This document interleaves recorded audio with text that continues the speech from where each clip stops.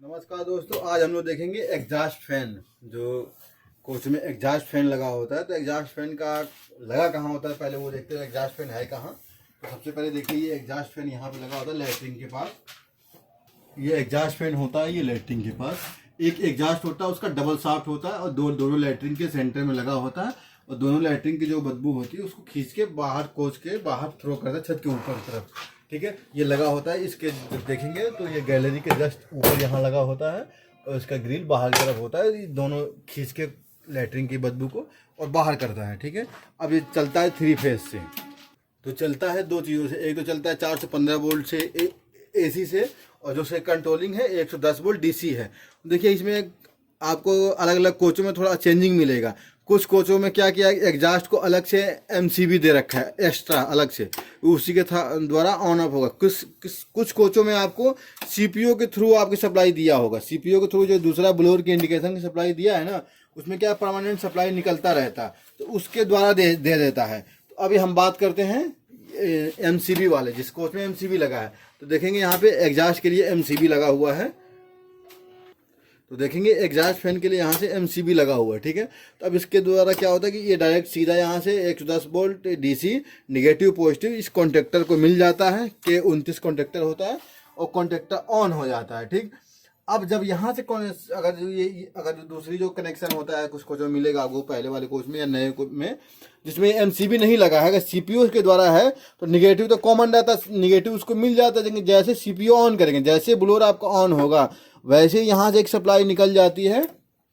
जो एक अभी ये जैक खाली दिख रहा है आपको ना, यहाँ पे लग जाता है और वो वायर यहाँ से निकलेगा और ये सप्लाई इसके द्वारा K29, देखिए यहाँ पे क्या है, K29 खाली है, लेकिन अगर इसके द्वारा होता तो K29 यहाँ लगा होता, K29 के द्वारा सप्लाई जाएगी और ये डायोड नंबर 313 में सप्लाई जाती और 313 से आउट होके उसका A1 जाता।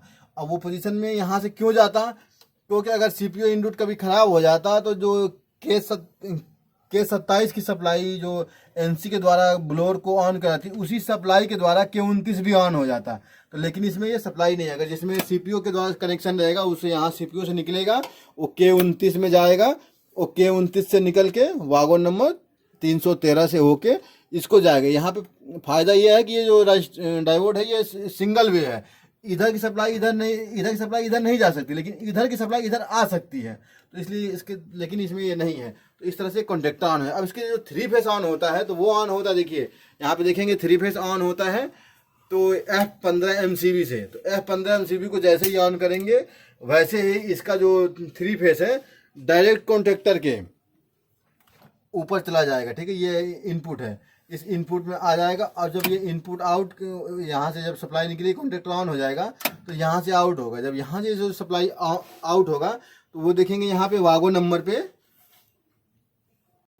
तो जैसे ही K29 सप्लाई आउट होगा तो देखेंगे यहाँ पे तो वागो नंबर है 279 280 और 281। यहाँ सप्लाई देखेंगे, इधर सप्लाई नहीं, इधर ये 6 तार है। तो यहाँ से 3 सप्लाई कॉन्टेक्टर से आएगा, इस कॉन्टेक्टर से 3 ही तार, यहाँ से वागो से 3 तार उठ के ये देखेंगे F85 और F86 और F87 के एमपीसीबी पे चला जाएगा। और इस एमपीसीबी में क्या होगा, एक एमपीसीबी में यहाँ मान लो सप्लाई आ गई, इसने क्या किया, इसको लूप कर दिया, इसने क्या किया, इसको लूप कर दिया। तो एक ही जगह से तीनों में सप्लाई है। ऐसा नहीं है कि तीनों में अलग अलग जगह सप्लाई आया है, एक ही जगह सप्लाई आया है और तीनों में बट गया है। ठीक है, अब जब जिसको ऑन करेंगे तो F85 से 1 नंबर एग्जॉस्ट ऑन हो जाएगा, 86 से 2 नंबर एग्जॉस्ट ऑन होएगा। अभी जो 87 है इसका भी यूज नहीं है, ये अभी मतलब एक्स्ट्रा है, ऐसे ही है, ये पड़ा हुआ भी है। तो ये आप समझिए कि इसके ऊपर सप्लाई आ गया, अब नीचे सप्लाई पास करेगा। तो देखिए इनमें क्या है कि जो 85 अभी स्पेयर है, क्योंकि हमारे पास 2 ही एग्जॉस्ट है, तीसरा एग्जॉस्ट है नहीं। जो 85 है एक स्पेयर है। ये स्पेयर में कहाँ पे इसके वायर पड़े हुए हैं, कुछ कुछ कोचों में चेंज हो सकता है। देखिए इसका जो 85 स्पेयर है वो स्पेयर देखिए यहाँ पे है 306, 7, 8 और 9, 306, 7 और 8 देख रहे हैं, स्पेयर है। देखिए यहाँ पे तार है लेकिन इधर तार नहीं, ये स्पेयर है। ठीक, अब बचा हमारे 2 एग्जॉस्ट फैन।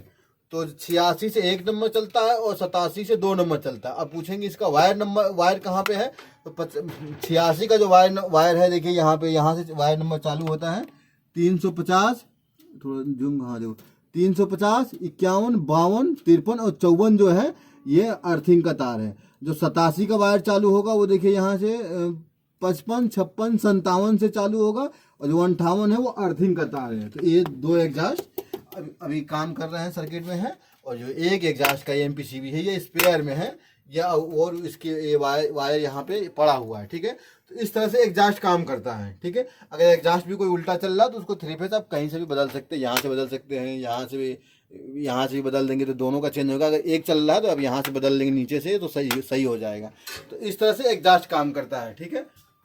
तो एक बार आप फिर से देख लीजिएगा। एक चीज़ का आप विशेष ध्यान रखना, किसी कोचों में आपका एग्जास्ट के एमसीबी नहीं मिलेगी अलग से, ठीक है। ये जब जरूर ध्यान रखें। समय क्या होता है कि समय समय के साथ कोचों में कुछ ना कुछ चेंजिंग आती रहती है। तो सबसे क्या है कि पैनल का नंबर होता है, तो अलग अलग नंबरों में, तो जैसे कि इसमें क्या है कि एक डबल पोल का एमसीबी लगा रखा है, तो इसके थ्रू कंट्रोलर है। किसी कोचों में क्या होगा कि आपको सीपीयू से सप्लाई निकलेगा। जैसे देखेंगे जैसे ही ब्लोअर ऑन होगा वैसे ही जैसे दोनों ब्लोअर ऑन होगा वैसे ही एग्जास्ट भी आपको ऑन हो जाएगा। जब उसमें एग्जास्ट ऑन होगा तो उसमें यहाँ सप्लाई निकलेगी और ये सप्लाई जाएगी सिंगल पोल की एमसीबी में, और सिंगल पोल की एमसीबी से निकल के डायोड नंबर 313 में जाएगी, 313 से निकल के इसका A1 बनेगा, ठीक है।